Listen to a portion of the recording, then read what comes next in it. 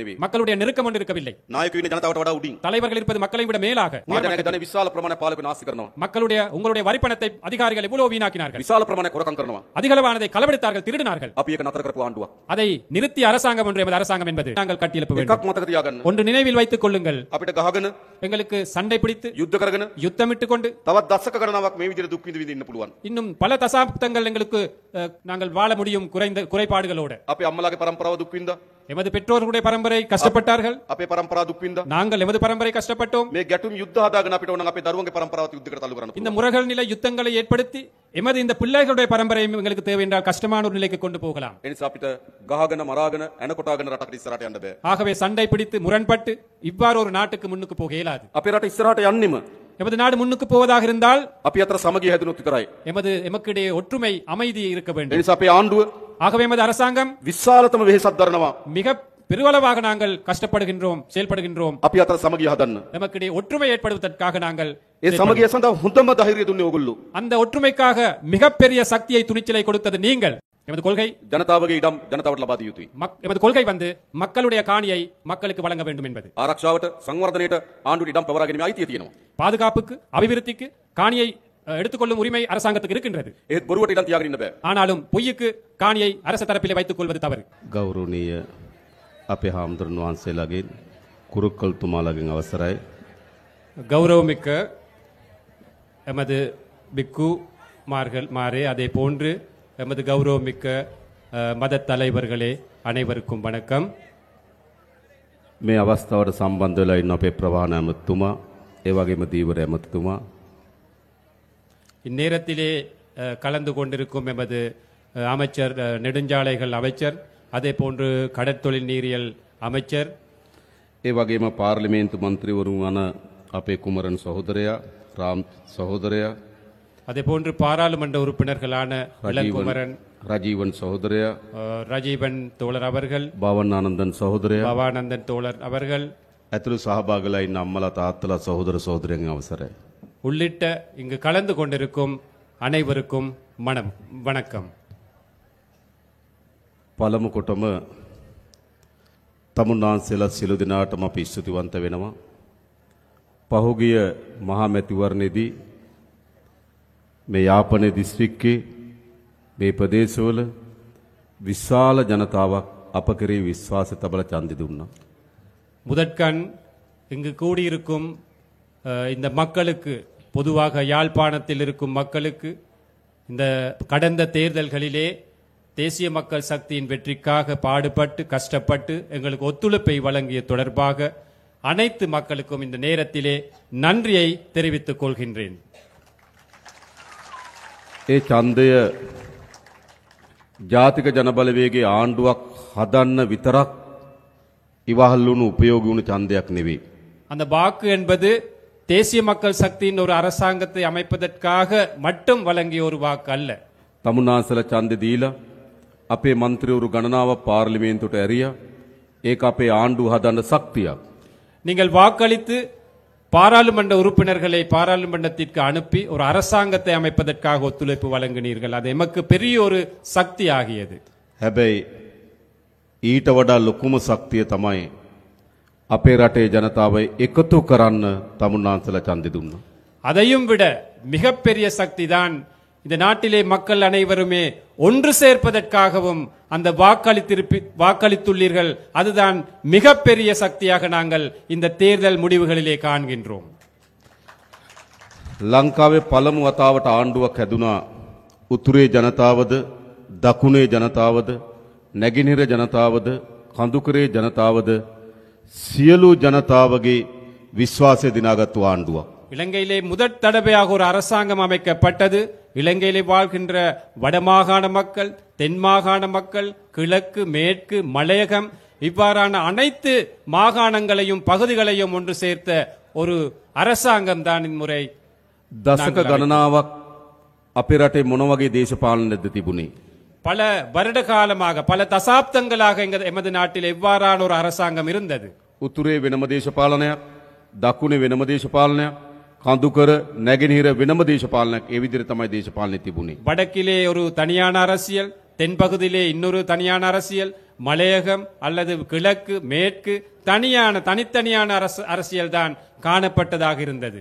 අපේ රටේ පැරණි දේශපාලකයෝ අපේ ජනතාව බෙදන දේශපාලනයක හිටියේ. எமது நாட்டிலே பழைய அரசியல்வாதிகள், எங்களுக்கு முன்னிருந்த அரசியல்வாதிகள் மக்களை பிரித்துத்தான் அரசியலை செய்தார்கள். ඒක කොච්චර බෙදුවද කියනවනම් යුද්ධයක් ඇති වෙනකම් බෙදුවා. எவ்வளவு பிரித்தாலும் கொள்கையை கடைபிடித்தார்கள் என்று கூறினால் ஒரு யுத்தம் உருவாகும் அளவுக்கு மக்களை பிரித்தாலும் கொள்கையை உட்படுத்தினார்கள். ඒ නිසා අපේ පරම්පරාව යුද්ධ කරගත්තා. ஆகவே எமது பரம்பரை யுத்தம் செய்து கொண்டார்கள். අපේ පරම්පරාව සැකය, අවිශ්වාසය, ක්‍රෝධය, වෛරය වපුරලා ජීවත් වුණා. எமது அந்த காலகட்டம் என்பது, எமது பரம்பரை என்பது சந்தேகம் அல்லது எதிர் மனப்பான்மை இவ்வாறான பல்வேறுபட்ட அந்த முரண்பாடுகளோடு தான் நாங்கள் வாழ்ந்து கொண்டிருந்தோம். අපිට තවත් බෙදෙන්න ඕනද? எங்களுக்கு இன்னும் பிரிய வேண்டுமா? බෙදෙන්න ඕනද? பிரிய வேண்டுமா? නෑ. අපි ලංකාවේ පළමු වතාවට ආණ්ඩුවක් හැදුනා. ජනතාව බෙදෙන එක වළක්වලා ජනතාව එකතු වෙන දේශපාලනයකට ආණ්ඩුවක් හැදුනා. இலங்கை வரலாற்றிலே நாங்கள் முதற் தடவையாக ஒரு அரசாங்கத்தை அமைத்தோம். மக்களை பிரிப்பதற்கு பதிலாக மக்களை ஒன்று சேர்க்கும் ஒரு அரசாங்கத்தை நாங்கள் அமைத்தோம். මේ ගම්වලට මීට කලින් රාජ්‍ය නායකයෝ ජනාධිපතිවරු ඇවිල්ලා තියෙනවද? இந்த பகுதிகளுக்கு அரசாங்கத்திலே பெரிய அதிகாரிகள் அல்லது ஜனாதிபதி போன்றவர்கள் இதற்கு முன் வருகை தந்திருக்கின்றார்களா? ඇයි? ஏன் அது? බෙදුණු ආණ්ඩුවක් තියෙනකොට එහෙමයි. ஒரு பிரிந்திருக்கும் அரசாங்கம் இருக்கும் போது அப்படித்தான். හැබැයි දැන් තියෙන්නේ බෙදීම අවසන් කරපු එකතු කරන ආණ්ඩුවක්. ඒ නිසා තමයි අපි වැලි වැටි තුරේට ඇවිල්ලා මේ දහස් ගණන් අම්මලා තාත්තලා සහෝදර සහෝදරයන් හම්බ වෙන්නේ. இன்று இருப்பது மக்களை பிரிப்பதற்கு பதிலாக மக்களை ஒன்று சேர வைக்கும் ஒரு அரசாங்கம். ஆகவே தான் நாங்கள் இன்று வெல்வெட்டி துறைக்கும் வந்து உங்களை நாங்கள் சந்தித்து இவ்வாறு கதைக்கின்றோம். මේ හයිය මේ එකතු වීම අපි යලි වෙන් වෙන්න ඉඩ දෙනවද? இவ்வாறு நாங்கள் ஒன்று சேர்ந்ததை மீண்டும் ஒரு முறை பிரிப்பதற்கு இடம் அளிப்போமா? අපි ඈත් වෙනවද? நாங்கள் இன்னும் ஒதுங்குகிறோமா? නෑ, අපි ඔක්කොම එකතු වෙන්න ඕන. இல்லை, நாங்கள் அனைவருமே ஒன்றாக சேர வேண்டும். මම මේ සැරේ අයවැය ලේඛනයට දානවා අලුත් යෝජනාවක්. இம்முறை வரவு செலவு திட்டத்திற்கு தோழர் புதிய ஒரு யோசனையை போடுகின்றாராம். අපේ රටේ හැම වෙලාවම තියෙන්නේ අපි එකිනෙකාට වෙනස් වූ උත්සව. நாங்கள் அனைவருக்குமே இந்த நாட்டிலே வாழ்கின்ற ஒவ்வொரு சாரார் ஒவ்வொரு இனத்திற்கு இருப்பது வெவ்வேறான விழாக்கள், வைபவங்கள். தைப்பொங்கல் உற்சවය දෙමළ ජනතාව හින්දු ජනතාව සමරනවා. தைப்பொங்கல் இந்து தமிழ் மக்கள் கொண்டாடுகிறார்கள். වෙසක් උත්සවය බෞද්ධ ජනතාව සමරනවා. விசாக் பண்டிகை பௌத்தர்கள் கொண்டாடுகிறார்கள். ක්‍රිස්තියානි ජනතාව නත්තල් සමරනවා. கிறிஸ்தவர்கள் நத்தாரை கொண்டாடுகிறார்கள். ඉස්ලාම් ජනතාව රාමසාන් සමරනවා. இஸ்லாமியர்கள் ராமசானை கொண்டாடுகிறார்கள். හැබැයි දෙමළ, සිංහල, මුස්ලිම්, බෞද්ධ, හින්දු, කතෝලික, ඉස්ලාම් අපි ඔක්කොම එකතු වෙලා සමරන දිනයක් ඕනේ නැද්ද අපිට? ஆனால் சிங்களவர், தமிழர், முஸ்லிம் என்ற வேறுபாடு இல்லாமல், பௌத்தம், இந்து, கத்தோலிக்க, இஸ்லாமியர் என்ற வேறுபாடு இல்லாமல் நாங்கள் அனைவருக்குமே ஒன்றாக சேர்ந்து கொண்டாட வேண்டிய ஒரு விழா வேண்டுமா வேணாமா? අපි සැලසුම් කරලා තියෙනවා. අපි සැලසුම් කරලා තියෙන ඔක්තෝබර් මාසේ මේ සියලු ජනපජාවන්ගේ සංස්කෘතීන්, ආහාර රටා, ජීවන රටාව, ඒ වගේම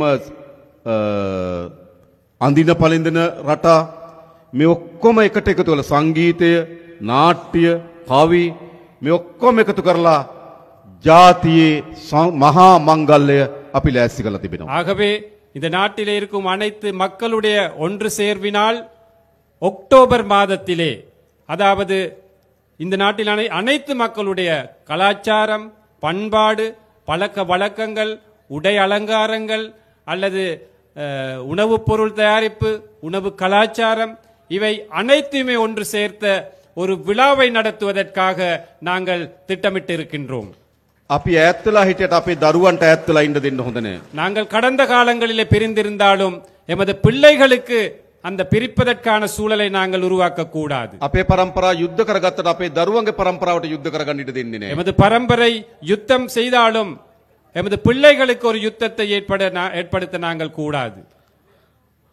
උතුරේ දකුණ නැගෙනහිර සියලු ජන දරුවන් එකට එකතු වෙන රාජ්‍යයක් බවට මේ රාජ්‍ය අපි පත් කරනවා. வடக்கு தெற்கு கிழக்கு மேற்கு என்ற அனைத்து பகுதிகளிலுமே உள்ள பிள்ளைகளை ஒன்று சேர்க்கும் ஒரு தேசிய விழாவாக நாங்கள் தேசிய அரசாங்கத்தின் முடிவுகளாக இதை நாங்கள் முன்னெடுப்போம்.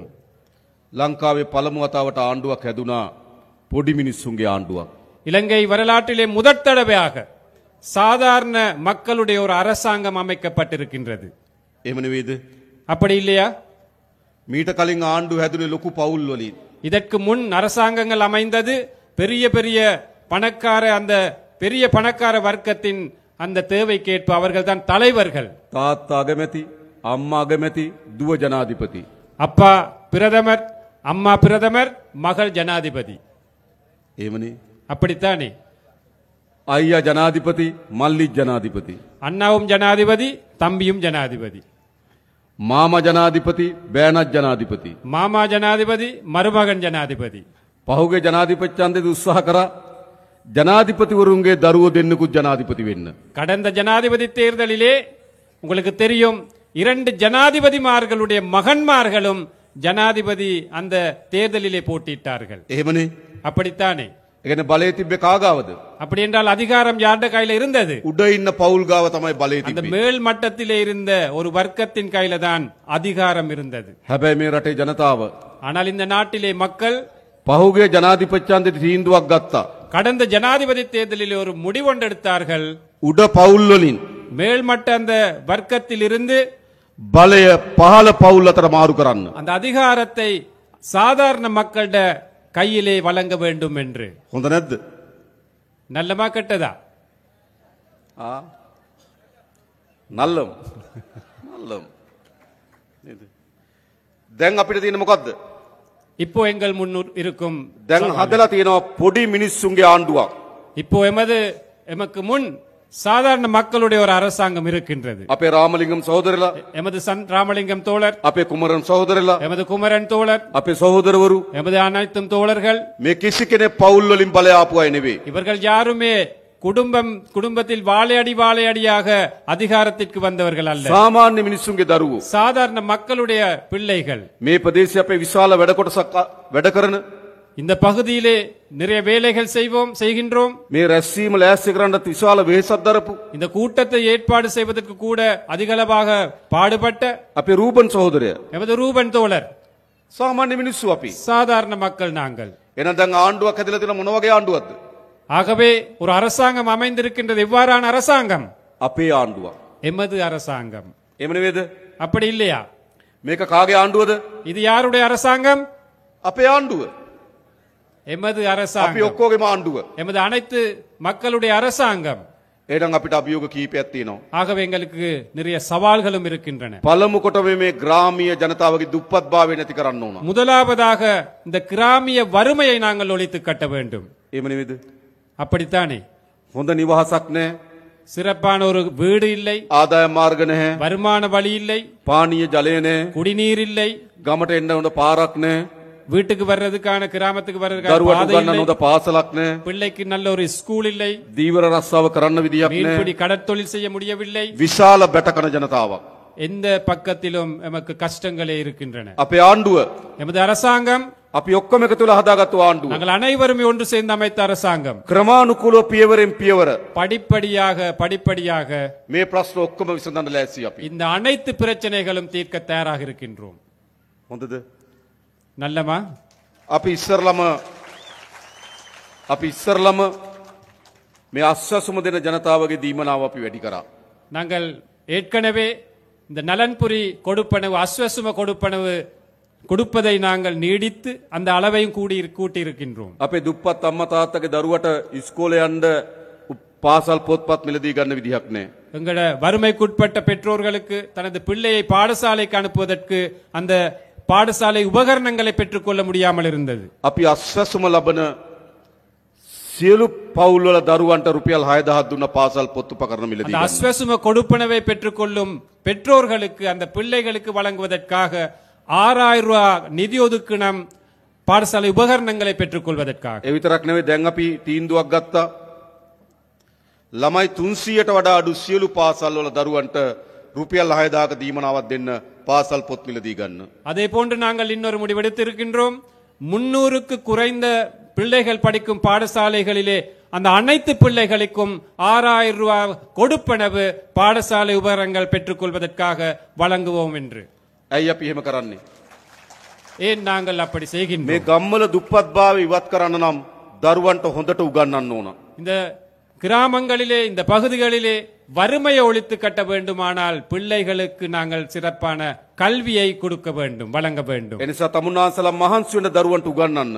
ஆகவே நீங்களும் உங்களோட பிள்ளைகளுக்கு படிப்பிப்பதற்காக ஒத்துழையுங்கள், செயற்படுங்கள். දුප්පත්භාවයෙන් අපි මිදමු දරුවන්ට උගන්වමු. வறுமையிலிருந்து நாங்கள் மீளுவோம், பிள்ளைகளை படிக்க வைப்போம். අපි තීන්දුවක් අරන් තියෙනවා සියලු පාසල්වල ගුරු පුරප්පාඩු ඉවත් කරලා විශේෂයෙන්ම මේ අවුරුද්දේ අපි අලුතෙන් ගුරුවරු බඳව ගන්නවා පුරප්පාඩු වලට. அதே போன்று நாங்கள் இன்னொரு முடிவெடுத்திருக்கின்றோம். அனைத்து பாடசாலைகளிலும் ஆசிரியர் குறையை பற்றாக்குறையை நிவர்த்தி செய்து புதிய ஆசிரியர்களை நாங்கள் நியமனம் வழங்கி அதற்கு பெற்றுக்கொண்டு சிறப்பான இந்த கல்வியை முன்னுக்கு கொண்டு போவதற்காக. අපේ දිසාපතිතුමා ඉන්නවා, එතුමා දන්නවා ගුරු හිගේ තියෙන පාසල් අපිට කියන්න අපි ගුරුවරු එවන්නම්. எமது மாவட்ட செயலாளர் இருக்கின்றார் இங்கே. நீங்கள் கூறுங்கள் ஆசிரியர் பற்றாக்குறையுள்ள பாடசாலைகள் எங்கே இருக்கின்றன என்று நாங்கள் ஆசிரியர்களை நாங்கள் அனுப்புகின்றோம். ඒ විතරක් නෙවෙයි අපේ යාපනයේ පුස්තකාලේ තවත් දියුණු කරන්න ඕන. அதே போன்று எமது யாழ் நூலக சாலை இன்னும் நாங்கள் அபிவிருத்தி செய்ய வேண்டும். ඒ සඳහාත් මේ සර ඇවැලේකෙන් අපි සල්ලි වෙන් කරනවා. அதற்காகவும் நாங்கள் இந்த வரவு செலவு திட்டத்திலே நிதி ஒதுக்கீடு செய்கின்றோம். ගම්වල අපිට යන්න තියෙන හොඳම පාර අධ්‍යාපනය. ஆகவே இந்த கிராமத்திலே எமக்கு இருக்கின்ற சிறப்பான வழிதான் இந்த கல்வியை நாங்கள் மேம்படுத்த வேண்டும். අපි ළමුන් 250ට අඩු සියලු පාසල් වල දරුවන්ට සපත්තු ගන්න රුපියල් 3000ක් දෙනවා. 250 மாணவர்களுக்கு குறைவாக உள்ள அனைத்து பாடசாலைகளிலும் படிக்கும் மாணவர்களுக்கு சப்பாத்துக்களை வாங்குவதற்காக 3000 ரூபாய் காசு நாங்கள் ஒதுக்குகின்றோம். අර පාසල් වලින් ආහාර දෙන ළමයිට එක වේලකට දුන්න රුපියල් 60යි ඒක අපි 100 දක්වා වැඩි කරනවා. பாடசாலையிலே உணவு வழங்கிய பாடசாலையில் உங்களுக்கு தெரியும் 60 ரூபாய் மட்டும்தான் ஒரு பிள்ளைக்கு ஒதுக்கப்பட்டிருந்தது. அந்த 60 ரூபாவை 100 ரூபாய் வரை நாங்கள் அந்த அளவை அதிகரிக்கின்றோம்.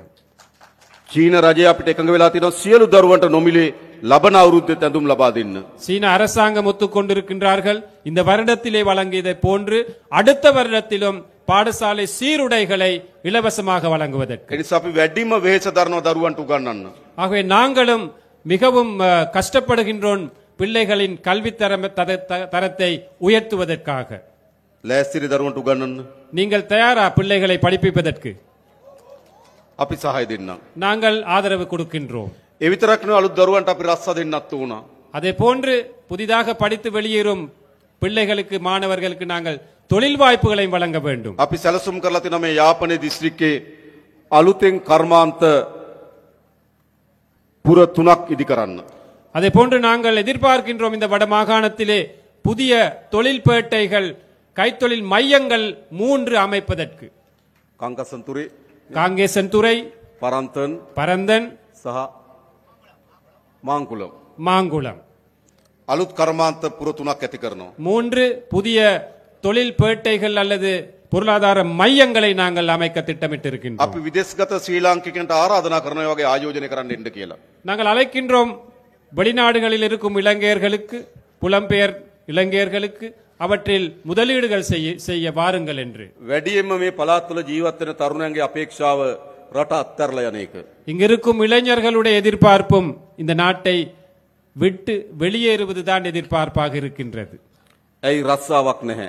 ஏன் சரியான ஒரு தொழில் இல்லை. අපි කර්මාන්ත පුර ටික හදන්නම් ඕගොල්ලන්ගේ දරුවන්ට රස්සා ටික හොයලා දෙන්න. நாங்கள் அந்த தொழில் மையங்களை, கைத்தொழில் மையங்களை அமைக்கின்றோம் உங்களுக்கு தொழில் வாய்ப்புகளை பெற்றுக் கொள்வதற்காக. ඒ වගේම මේ අවුරුද්දේ අපි රජයේ පුරප්පාඩු පුරවන්නත් බලාපොරොත්තු වෙනවා. அதே போன்று இந்த வருடத்தில் நாங்கள் அரச துறையில் இருக்கும் வெற்றிடங்களை நிரப்புவதற்கும் எதிர்பார்க்கின்றோம். විශේෂයෙන්ම අපි අපේ පොලිසිය වල විශාල හිගයක් තියෙනවා දෙමළ භාෂාව කතා කරන අය. எமது போலீஸ் துறை எடுத்துக்கொண்டால், காவல்துறை எடுத்துக்கொண்டால் மிகப்பெரிய வெற்றிடம் ஒன்று இருக்கின்றது. தமிழர்கள் அந்த போலீஸ் துறையிலே குறைவாகத்தான் இருக்கின்றார்கள். අපි මේ අවුරුද්දේ පොලිසියට අලුතෙන් 2000ක් බඳවා ගන්න බලාපොරොත්තු වෙනවා. දෙමළ තරුණයන්ට අපි ආරාධනා කරනවා පොලිසියට බැඳෙන්න කියලා. நாங்கள் எதிர்பார்க்கின்றோம் கிட்டத்தட்ட 2000 பேர் போலீஸ் துறைக்கு இணைத்துக் கொள்வதற்காக நாங்கள் இங்கிருக்கும் தமிழ் இளைஞர்களை நாங்கள் அழைக்கின்றோம் போலீஸ் துறையிலே நாங்கள் இணைந்து செயல்படுவோம் என்று. මොකද කියලා ලෑස්තිද? நீங்கள் தயாரா පොලිසියට බැඳෙන්න? போலீஸில் இணைவதற்கு? ஓம். ඕම්. ඒ මොකද පොලිසිය හරි වැදගත් කාර්යයක් කරනවා අපේ ගම්වල ආරක්ෂාවට සාමයට විශාල වැඩ කොටසක් කරනවා. ஏனென்றால் போலீஸ் துறை எடுத்துக்கொண்டால் எமது கிராமங்களிலே அமைதியை பாதுகாப்பதற்காக பெரிய ஒரு சேவை செய்கின்றார்கள். ඒකට ඒ භාෂාව කතා කරන නිලධාරීන් අවශ්‍යයි. அதற்கு அந்த மொழியிலே அந்த கிராமத்தில் வாழும் மக்களிட மொழியில் கதைக்கும் அந்த அதிகாரிகள் தேவை. ඒ වගේම මේ පළාත් තුළ වේගයේ මත්ද්‍රව්‍ය මත් පැතිරෙමින් යනවා.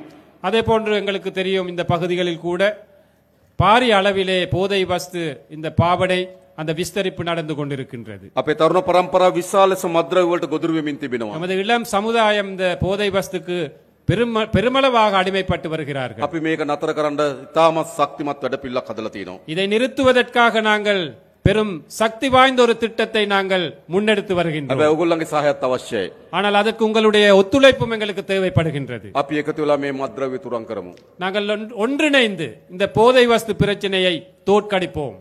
ඒ වගේම අපි දන්නවා විශාල ඉඩම් ගැටලුවක් තියෙනවා මේ යාපනයේ ජීවත් වෙන ජනතාවට. அதே போன்று இந்த யாழ் மாவட்டம் அல்லது வடமாகாணத்தை எடுத்துக்கொண்டால் காணி பிரச்சனை என்பது பெரிய ஒரு பிரச்சனையாக இருக்கின்றது. අපේ ප්‍රතිපත්තිය எமது கொள்கை ජනතාවගේ ඉඩම් ජනතාවට ලබා දිය යුතුයි. எமது கொள்கை மக்களுடைய காணியை மக்களுக்கு வழங்க வேண்டும் என்பது. ආරක්ෂාවට සංවර්ධනයට ආණ්ඩුවට ඉඩම් පවරා ගැනීමේ අයිතිය තියෙනවා. பாதுகாப்புக்கு அபிவிருத்திக்கு காணியை எடுத்துக்கொள்ளும் உரிமை அரசாங்கத்துக்கு இருக்கின்றது. එහෙත් බොරුවට ඉඩම් තියාගෙන ඉන්න බෑ. ஆனாலும் பொய்யுக்கு காணியை அரச தரப்பிலே வைத்துக் கொள்வது தவறு. අපි දන්නවා තාමත් පවුල් විශාල 1500කට ආසන්න ප්‍රමාණයක් නේද? 1500කට වැඩි ප්‍රමාණයක් තාමත් අවතන් කඳුරු වල ඉන්නවා. எங்களுக்கு தெரியும் இன்னமும் கிட்டத்தட்ட 1500 குடும்பங்கள் இன்னமும் அகதி முகாம்களில் அல்லது இடம்பெயர் முகாம்களிலே வாழ்கின்றார்கள். පුද්ගලයන් நபர்கள் மன்னிக்கணும்.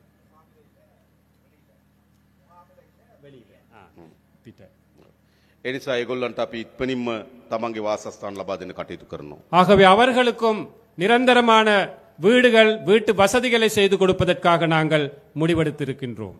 අපි ඉඩම් ගැටලුව විසඳන්න. நாங்கள் காணி பிரச்சனை தீர்க்கின்றோம். ඒ විතරක් නෙවෙයි ගම්වල அது மட்டுமல்ல கிராம மட்டத்திலே විශාල ලෙස පාරවල් කඩා වැටලා තියෙන්නේ. நிறைய பாதைகள் போக இயலாத ஒரு நிலையில இருக்கின்றன. ගම් වතුර නිසා හානි වුණා. வெள்ளப்பெருக்கு பிரச்சனை இருக்கின்றது. කාලයක් තිස්සේ නඩත්තු නොකරපු නිසා හානි වෙලා நீண்ட තියෙනවා. நாட்களாக அந்த பாதையை பராமரிக்கவில்லை. අපි අද දිස්ත්‍රික් සංවර්ධන කමිටුව කැඳෙව්වා. நாங்கள் இன்று மாவட்ட அபிவிருத்தி குழு கூட்டத்தை கூட்டினோம். ඒදී අපි මාර්ග සංවර්ධන අදාළ නිලධාරීන්ගෙන් ඇහුවා කීයක් ඕනද පාරවල් හදන්න මේ අවුරුද්දේ හදන්න පුළුවන් ගාන කියන්න.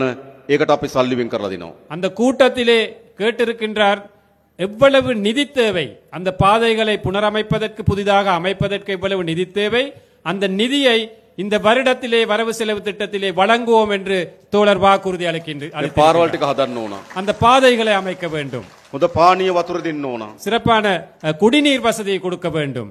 ඒව තමයි ජනතාවගේ ප්‍රශ්න. அவைதான் மக்களுடைய பிரச்சனைகள். ද අපි ආණ්ඩුවක් හදලා තියෙනවා මොකටද? நாங்கள் ஒரு அரசாங்கத்தை அமைத்திருக்கின்றோம். எதற்காக? ජනතාවගේ ප්‍රශ්න විසඳන්න ආණ්ඩුවක්. மக்களுடைய பிரச்சனைகளை தீர்ப்பதற்கான அரசாங்கம். ජනතාවගේ ආණ්ඩුවක් மக்களுடைய அரசாங்கம் අපි හදලා තියෙනවා. நாங்கள் அமைத்திருக்கின்றோம். අපි දන්නවා දැන් කාලාන්තරයක් තිස්සේ எங்களுக்கு தெரியும் நீண்ட நாட்களாக මේ උතුරු මුහුද இந்த வடமாகாண இந்த கடற்பரப்பு විශාල දීවර ගැටලුවක් තියෙනවා. பெரும்பான்மையான மீன்பிடி கடற்தொழில்களுடைய பிரச்சனைகள் காணப்படுகின்றன. අපේ දීවර ජනතාව එකෙන් විශාල ලෙස බැට කනවා. எமது மீனவர்கள் அதில் கவலைப்படுகின்றார்கள், கஷ்டப்படுகின்றார்கள். මුහුදේ තියෙන පරිසර පද්ධතිය පවා විනාශයට ලක් වෙනවා. அந்த கடல் அடியில் உள்ள அந்த நிலைகள் கூட சுற்றுச்சூழல் கூட அழிவடைந்து අපේ வருகின்றன. දීවරෙන්ට මුහුද යන්න බැරි තත්ත්වයක් ඇති වෙලා තිබෙනවා. எமது மீனவர்களுக்கு கடற்தொழிலுக்கு போக இயலாத ஒரு நிலை இருக்கின்றன. මේ ප්‍රශ්නේ විසඳන්න ඕන. அந்த பிரச்சனை தீர்க்க வேண்டும். අපි ඉන්දියානු රජයත් එක්ක කීප අවස්ථාවකදී සාකච්ඡා කරා. நாங்கள் இந்திய அரசாங்கத்திடம் பல தடவைகள் பேச்சுவார்த்தை நடத்தினோம். නාවික හමුදාවන්ට අපි ආරක්ෂාව තහවුරු කරන්න කියලා නියෝග දුන්නා.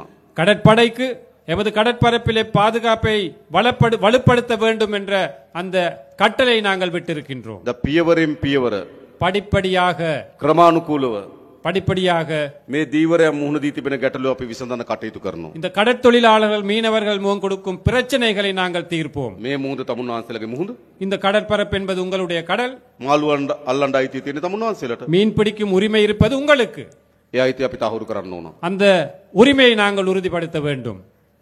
ඒ සඳහා අපිට කාලයක් දෙන්න. அதற்கு சில காலங்கள் எங்களுக்கு வழங்குங்கள். හැබැයි විසඳන්න ඕනේ ප්‍රශ්නය. கட்டாயமாக நாங்கள் அதை தீர்க்க வேண்டும், தீர்க்க வேண்டிய ஒரு பிரச்சனை. අපේ දීවර ජනතාව බයෙන් எமது மீனவர்கள் பயந்து මුහුදු යන්නේ නැතුව கடலுக்கு செல்லாமல் මුළු මාළු සම්පතම විනාශ කරමින් ஒட்டுமொத்த மீன் வளத்தையும் அழித்த வண்ணம் නීති විරෝධී ට්‍රෝලර් යාත්‍ර උපයෝග කරගනිමින් சட்டவிரோதமான ட்ரோலர்களை பயன்படுத்தி මේ කරන විනාශය නතර කළ යුතුයි. இந்த அழிவை நிப்பாட்ட வேண்டும். கட்டாயமாக නතර කරන්න ඕනේ නැද්ද? நிப்பாட்ட வேணாமா? வேணும். අපි ඒක කරන්න ඕන. நாங்கள் அதை செய்ய வேண்டும். අපි ඒ සඳහා වැඩ කටයුතු කරමින් ඉන්නවා. அதற்காக நாங்கள் செயல்பட்டு கொண்டிருக்கின்றோம். මොකද මේක අපේ මුහුද අපේ ජනතාව. என்றால் இது எங்களுடைய மக்கள், எமது கடற்பரப்பு. ඒ ඉඳ ප්‍රශ්න අපි විසඳීම සඳහා උපරිම උත්සාහයක් දරනවා. ஆகவே பிரச்சனைகள் தீர்ப்பதற்காக நாங்கள் முழு மூச்சாக செயல்படுவோம். ඒ වගේම පහුගිය මැතිවරණයේදී அதே போன்று கடந்த தேர்தலிலே ජනතාවගේ විශාල උවමනාවක් තිබුණා. மக்களுடைய மிகப்பெரிய ஒரு எதிர்பார்ப்பாக இருந்தது, අපේ රටේ මේ දේශපාලන සංස්කෘතිය වෙනස් කරන්න. எமது நாட்டிலே இந்த அரசியல் கலாச்சாரத்தை மாற்றி அமைக்க வேண்டும் என்று. අපේ රටේ දේශපාලනය තිබුණේ எமது நாட்டில் அரசியல் இருந்தது, මහජනයාට වඩා උඩින් ඉන්න දේශපාලනයක්. மக்களை விட மேலாக இருக்கும் அரசியல் தான் எமது நாட்டிலே காணப்பட்டது. මහජනයාත් එක්ක සමීප දේශපාලනයක් නෙවෙයි. மக்களுடைய நெருக்கம் ஒன்று இருக்கவில்லை. නායකයෝ ඉන්නේ ජනතාවට වඩා උඩින්. தலைவர்கள் இருப்பது மக்களை விட மேலாக. මහජනයාගේ ධනෙ විශාල ප්‍රමාණයක් පාලකයෝ නාස්ති කරනවා. உங்களுடைய வரிப்பணத்தை அதிகாரிகள் எவ்வளவு வீணாக்கினார்கள். විශාල ප්‍රමාණයක් හොරකම් කරනවා. அதிகளவானதை களவெடுத்தார்கள், திருடினார்கள். අපි ඒක නතර කරපු ආණ්ඩුවක්. அதை நிறுத்திய அரசாங்கம் ஒன்று எமது அரசாங்கம் என்பது. මේ කංකසන්තුරෙත් හදලා තියෙනව නේද ජනාධිපති මන්දිරය? பெல்வெட்டித்துறை அல்லது காங்கேசன் துறையிலையும் இருக்குதானே ஜனாதிபதி மாளிகை ஒன்று. දැකලා තියෙනව නේද? கண்டிருக்கிறீங்களா? மயிலட்டி. මයිලිති ප්‍රදේශයේ තියෙනවා. ඔව්. මෙහෙට ජනාධිපති මන්දිරයක් ඕනද? இங்க ஜனாதிபதி மாளிகை ஒன்று தேவையா? මට නම් එපා. தோழருக்கு வேணாமா? ඕගොල්ලන්ට ඕනද? உங்களுக்கு வேணுமா? வேண்டாம். මට එපා. தோழருக்கு வேண்டாமாம் அது. අපි අද දිසාපතිතුමාටත් ආණ්ඩුකාරතුමාටත් කිව්වා ඒකට ගැළපෙන ව්‍යාපෘතියක් හොයලා දෙන්න. අපි ඒකට ජනාධිපති මන්දිරය දෙන්න. இன்று மாவட்ட செயலாளருக்கும் அதே போன்று ஆளுநர் அவர்களுக்கும் கூறினாராம், அந்த மாளிகை தொடர்பாக எதிர்காலத்தில் அதை எப்படி பராமரிப்பதற்கான உரிய திட்டம் ஒன்று அமையுங்கள், அதற்கு ஆதரவு அளிக்கிறோம் என்று. හොඳද? நல்லமா? ඒක යුනිවර්සිටි එකක් දාන්න හොඳයි නම් අපි ඒක කරමු. அதுல பல்கலைக்கழகம் ஒன்று போட வேணுமா இருந்தா அதுக்கு சப்போர்ட் பண்றோம். සංස්කෘතික මධ්‍යස්ථානයක් දාන්න ඕන නම් ඒක කරමු. கலாச்சார ஒரு மண்டபமாக அமைக்க வேண்டும் என்றால் அதற்கு ஆதரவு தெரிவிக்கிறோம். හොඳයිනේ. நல்லமா? මෙහි විතරක් නෙවෙයි නුවරඑළිය මාලිගයටත් අපි ඒක කරනවා. இங்கு மட்டுமல்ல, நுவரெலியாவிலும் இருக்கு, அதற்கும் அப்படித்தான் செய்வோம். අනුරාධපුරයකටත් ඒක කරනවා. அனுராதபுரத்தில் இருக்கும், அதற்கும் அப்படித்தான் செய்வோம். මයියංගනයකටත් ඒක කරනවා. மையாங்கனையில் இருக்கு ஒன்று, அதற்கும் அப்படித்தான் செய்வோம். කතරගමයකටත් ඒක කරනවා. கதிர்காமத்தில் இருக்கு, அதற்கும் அப்படித்தான் செய்வோம். මේ හැමතැනම ජනාධිපති මන්දිර. அனைத்து இடங்களிலுமே ஜனாதிபதி மாளிகைகள். අවර අවතාර කියලා ෆිල්ම් එකක් තිබ්බ නේද? அவதார் என்ற ஒரு படம் இருந்துச்சு, பாத்தீங்களா? අවතාර කමලහාසන් නේ. කමලහාසන් හිටියේ අවතාර. அவதார் ඈ? அவதாரம். අවතාරම්. දස අවතාරම්. தசாவதாரம். ඒ වගේ තමයි ජනාධිපතිත්. නේද? එක එක ස්වරූපයෙන් ඉන්න එක එක මාලිගා. தசாவதாரம் மாதிரி என்ன, ஒவ்வொரு மாளிகைகள் ஒவ்வொரு விதமாக இருக்கிறது தான் அதுகளை அமைச்சிருக்கு. අපි ඒක වෙනස් කරනවා. அதை நாங்கள் மாற்றி அமைப்போம். හොඳයිනේ. நல்லந்தானே? රයිට්. ඇයි ඒ? ஏன் அது? මහජනයාගේ දෙන මෙච්චර නායකයෝ නාස්ති කරන්න හොඳ නෑ. மக்களுடைய பணத்தை வீணாக்க கூடாது இந்த தலைவர்கள். මහජනයාගේ ධනය නායකයෝ මෙච්චර වියදම් කරන්න හොඳ නෑ. மக்களுடைய பணத்தை இந்த அரசியல் தலைவர்கள் இவ்வாறு செலவழிக்க கூடாது. අපි දුප්පත් රටක්. நாங்கள் வறுமைக்குட்பட்ட ஒரு நாடு, ජනතාවත් දුප්පත්. மக்களும் வறுமைக்குட்பட்டவர்கள், නායකයා தலைவர் දසවදාර. தசாவதாரமாக இருக்கின்றார். හොඳද? நல்லமா அது? ඒ දේශපාලන වෙනස් වෙන්න ඕනේ නැද්ද? அந்த அரசியல் மாறணுமா வேணாமா? අන්න ඒ දේශපාලන අපි වෙනස් කරලා තියෙනවා. அந்த அரசியலை நாங்கள் மாத்திருக்கின்றோம். මේ දේශපාලන තමයි අපේ රට ඕන. இந்த அரசியல் தான் நமக்கு தேவைப்படுவது. ඒ නිසා අපේ රට ගොඩනැගීමේ දිශාවට අපි පය තබලා තියෙනවා. ஆகவே இந்த நாட்டை அபிவிருத்தி செய்யும் அந்த பயணத்தை நாங்கள் ஆரம்பித்திருக்கின்றோம். විශේෂයෙන් මේ උතුරු පළාත ඉලක්ක කරගත්තු සංවර්ධන සැලසුම් ගණනාවක් අපි සැලසුම් කරලා තිබෙනවා. விசேடமாக இந்த வடமாகாணத்தை இலக்காக வைத்த பல்வேறு அபிவிருத்தி திட்டங்களை நாங்கள் முன்னெடுக்க මම திட்டமிட்டிருக்கிறோம். කලින් කිව්වා වගේ කර්මාන්ත කලාප 3ක්, ஏற்கனவே கூறியதை போன்று தொழில் மையங்கள் 3, ඒ වගේම සංචාර කර්මාන්තය දියුණු කරන්න සැලසුමක්, அதே போன்று சுற்றுலாத்துறை வளர்ப்பதற்கான திட்டம், ඒ වගේම අපි හඳුනාගෙන තියෙනවා මේ උතුරු පළාතේ පොල් වගා කරන්න පුළුවන් අක්කර 40000ක් තියෙනවා කියලා. அதே போன்று நாங்கள் கண்டறிந்திருக்கின்றோம் இந்த வடமாகாணத்திலே தென்னை பயிர் செய்யக்கூடிய 40,000 ஏக்கர் காணிகள் இருக்கின்றது என்று. මේ අයවැයෙන් අපි ඒකට සල්ලි වෙන් කරනවා. இந்த வரவு செலவு திட்டத்திலே அதற்காகவும் நாங்கள் நிதி ஒதுக்கீடு செய்கின்றோம். වගා කරන්න කැමති අයට அதில் பயிரிடக்கூடிய அந்த விருப்பமானவர்களுக்கு පොල් පැල දෙන, தென்னம்பிள்ளைகள், බිම සකස් කරගන්න මුදලක් දෙන, அந்த நிலத்தை செய்வதற்கான பணம், පොහොර දාන්න මුදලක් දෙනවා අපි. பசலையிடுவதற்காக நிதி நாங்கள் வழங்குவோம். ඔගොල්ලෝ වගා කරන්න ලෑස්තිද? நீங்கள் பயிரிட விருப்பமாக இருந்தால் நாங்கள் அவற்றை வழங்க தயாராக இருக்கின்றோம். වගා කරන්න ඕන. தென்னை பயிர் செய்ய நாங்கள் අපි முன்னெடுக்க ඔක්කොම வேண்டும். එකතුලා මේ රට හදන්න ඕන. நாங்கள் அனைவருமே ஒன்றிணைந்து இந்த நாட்டை கட்டியெழுப்ப வேண்டும். මම දන්නවා මේ උතුරු පළාතේ ජනතාව எனக்கு தெரியும் இந்த வடமாகாணத்திலே உள்ள மக்கள், විශාල ලෙස කුස් කර්මාන්තයේ විහිසෙන ජනතාවක්. கணிசமான மக்கள் விவசாயத்துறையில் ஈடுபடுகின்றார்கள். හැබැයි නිසි මිලක් නැහැ. ஆனால் சரியான விலை இல்லை, නිසි සැලැස්මක් නැහැ. சரியான ஒரு திட்டம் ஒன்று இல்லை. එදා ගොවි ජනතාව මූණ දී තියෙන ගැටලු වලට අපි විසඳුම් හොයන්නම්. அவ்வாறு விவசாயிகள் முகம் கொடுத்திருக்கும் பிரச்சனைகளுக்கும் நாங்கள் தீர்வு வழங்குவோம். මේ වන විටත් අපි පොහොර සානාධාර රුපියල් 25000 දක්වා වැඩි කරා. ஏற்கனவே நாங்கள் பசலை மானியத்தை 25,000 ரூபாய் வரையும் நாங்கள் அதிகரித்தோம். අපිට ඕන ජනතාවගේ ජීවිතය උසස් කරන්න. எமக்கு தேவை சாதாரண மக்களுடைய வாழ்க்கை தரத்தை உயர்த்த வேண்டும். ගොඩක් අපේ මේ ගැටුම් පිටිපස්සේ තියෙන්නේ.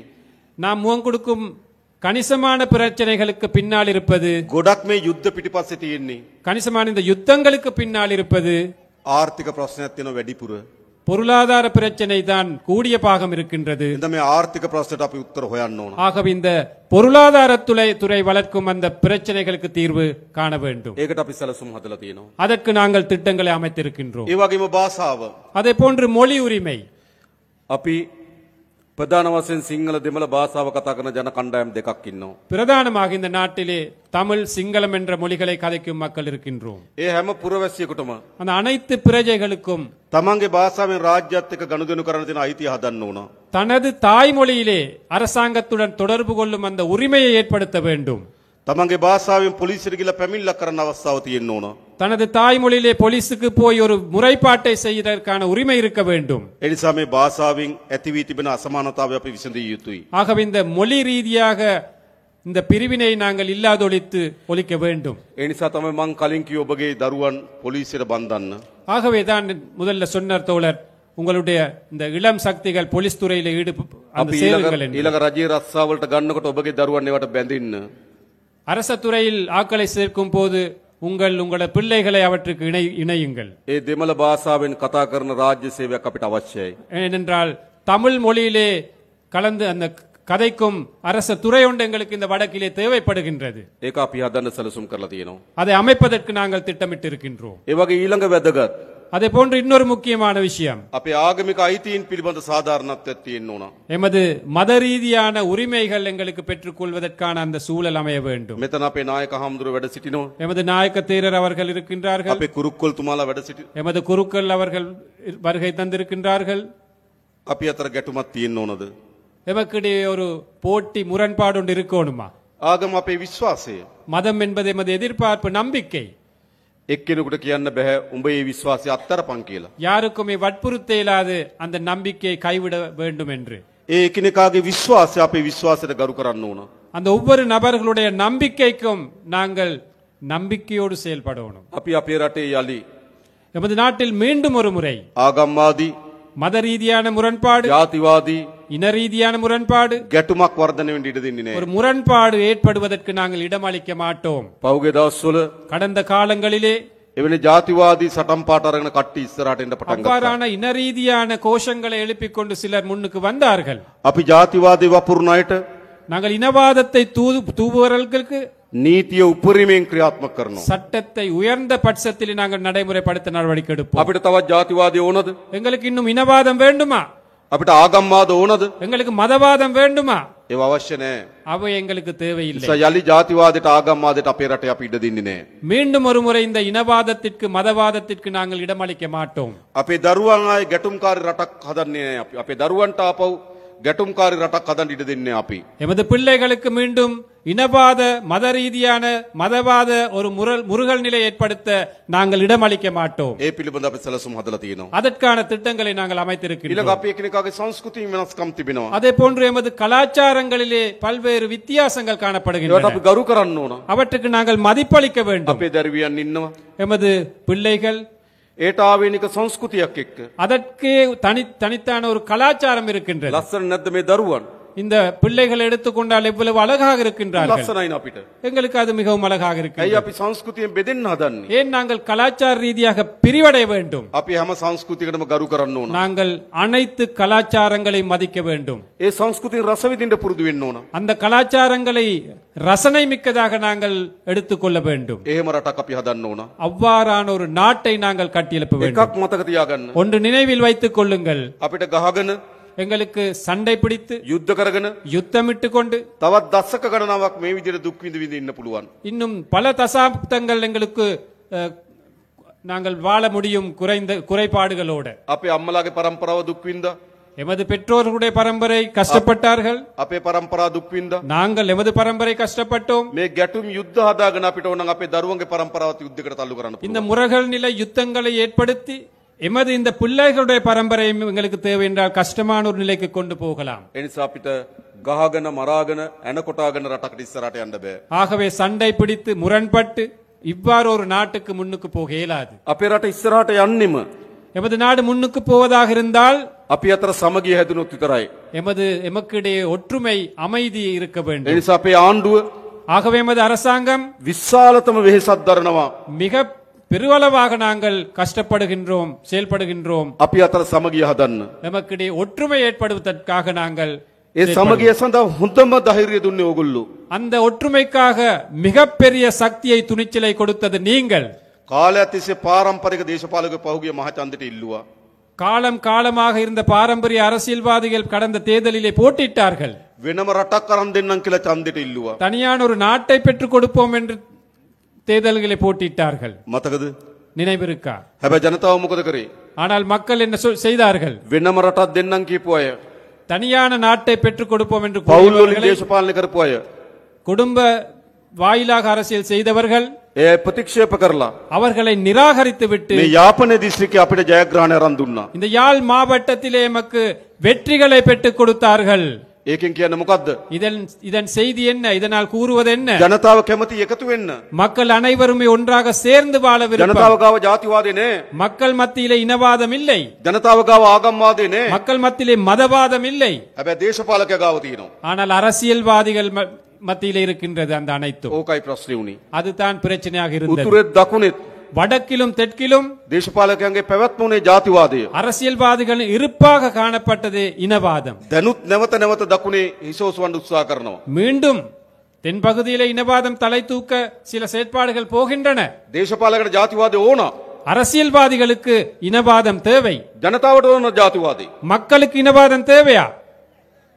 ජනතාවට ඕනද? மக்களுக்கு தேவையா? අපිට ඕන මොකද්ද? எங்களுக்கு தேவை என்ன? ජාතික සමගිය ඕන. தேசிய ஒற்றுமை தேவை எங்களுக்கு. අපි එකතු වෙමු. நாங்கள் அனைவருமே ஒன்று சேருவோம். ආණ්ඩුවක් හදලා තියෙනවා. ஒரு அரசாங்கத்தை அமைத்திருக்கின்றோம். අපි ඔක්කොගේම ආණ්ඩුවක්. எமது அனைத்து மக்களுடைய ஒரு அரசாங்கம். මේ වැලිවැට තුරේ இந்த வெல்வெட்டி துறையில் මේ ජනතාවට වඩා இந்த மக்களை விட වෙනස් පවුල් වලින් අපි ආණ්ඩුව හදපු අය නෙවෙයි. வேறு குடும்பங்களால குடும்ப பின்னணிகளால் அரசாங்கத்தை அமைத்தவர்கள் அல்ல நாங்கள். අපි තමුන්වහන්සේලා වගේමයි. நாங்களும் உங்களை மாறித்தான். නැද්ද එහෙම? அப்படி இல்லையா? එහෙම නේද? ඉතින් අපේ ආණ්ඩුවක් නෙමේක. அப்ப இது எங்களுடைய அரசாங்கம். අපි මේ රට වෙනස් කරමු. நாங்கள் இந்த நாட்டை மாற்றி அமைப்போம். අලුත් යුගයකට ගෙන යමු. புதிய ஒரு யுகத்திற்காக ඒ நாங்கள் නිසා கொண்டு போவோம். තමුන්නාන්සලා අපි කරේ තිබුණු විශ්වාසය ஆகவே எம் மீது வைத்த நம்பிக்கை අපි බිඳින්නේ නැහැ. நாங்கள் ஒருபோதும் சிதைக்க மாட்டோம். මතක තියාගන්න. நினைவில் வைத்துக் கொள்ளுங்கள். හැමදාම අපේ රටේ දේශපාලකයෝ எப்பொழுதும் எமது நாட்டு அரசியல்வாதிகள் ජනතාවගේ විශ්වාසය බිඳිනවා.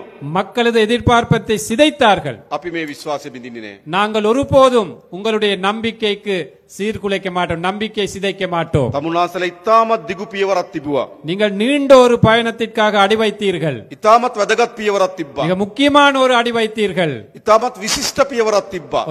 ஒரு விசேடமான ஒரு முடிவை எடுத்தீர்கள். එකතු වෙන්න ඕන කියලා තීන්දුවක් ගත්තා. ஒன்று சேர வேண்டும் என்ற அந்த முடிவை எடுத்தீர்கள். බෙදුනක ඇති කියලා තීන්දුවක් ගත්තා. பிரிந்தது காணும் என்ற முடிவை எடுத்தீர்கள். පෞගිය මහමැතිවරණ ප්‍රතිඵල වලින් පෙන්වන්නේ මොකද්ද? கடந்த பாராளுமன்ற தேர்தல் பெருபேரில் காட்டுவது என்ன? බෙදනව වෙනකොට එකතු වෙන්න ඕන කියලා. பிரிப்பதற்கு பதிலாக நாங்கள் ஒன்று சேர வேண்டும் என்பது. එකතු කරන්න අපිට පුළුවන් කියලා විශ්වාසය හැදුවා. அதை இணைக்க எமக்கு முடியும் என்ற நம்பிக்கை ஏற்படுத்தினீர்கள். අපි ඒ විශ්වාසය රකින්නවා. அந்த நம்பிக்கையை நாங்கள் பேணுவோம். මේ රටේ හොරකම නතර කරනවා. இந்த நாட்டின் ஊழலை, திருட்டை நாங்கள் நிறுத்துவோம். නාස්තිය නතර කරනවා. வீண் விரயத்தை நிறுத்துவோம். හොරකම් කරපු අයට දඬුවම් දෙනවා. திருடியவர்களுக்கு தண்டனை கொடுப்போம். මොකද කියන්නේ? என்ன சொல்றீர்கள்? ඕනද නැද්ද? நல்லமா கெட்டதா? ඕනද නැද්ද? தேவையா இல்லையா? අවශ්‍යයි. தேவை தேவை. අපේ රටේ දරුවට විදින ඉන්ජෙක්ෂන් එකෙන් හොරකම් කරලා නම් எமது பிள்ளைகளுக்கு குழந்தைக்கு ஏத்தும் ஊசியிலே களவெடுத்திருந்தால், බාල බෙහෙත් ගෙනල්ලා නම් தரக்குறைவான மருந்துகளை இறக்குமதி செய்திருந்தால், ස්පිරිතාලේ හදනකොට ඒකෙන් හොරකම් කරලා නම් வைத்தியசாலைகளிலிருந்து களவெடுப்பதாக இருந்தால், පාර හදනකොට ඒකෙන් හොරකම් කරලා නම් வீதியை அமைக்கும் போது அதிலிருந்து களவெடுத்திருந்தால், කෝටි ගණන් ධනෙ එක් රැස් කරගෙන යන දේශපාලකයෝ கோடிக்கணக்கான நிதியை அரசியல்வாதிகள் ஒன்று சேர்த்திருக்கின்றார்கள். ඒ ගැන පරීක්ෂණ කරන්න ඕනේ නැද්ද? அது தொடர்பாக விசாரணை நடத்த வேண்டுமா வேண்டாமா? දඬුවම් දෙන්න ඕනේ නැද්ද? தண்டனை வழங்க வேண்டுமா வேண்டாமா? අන්නේ දඬුවම් දෙන ආණ්ඩුව තමයි ජාතික ජනබලවේගයේ ආණ්ඩුව. அவ்வாறு தண்டனை வழங்கும் அரசாங்கம் தான் தேசிய மக்கள் சக்தி அரசாங்கம்.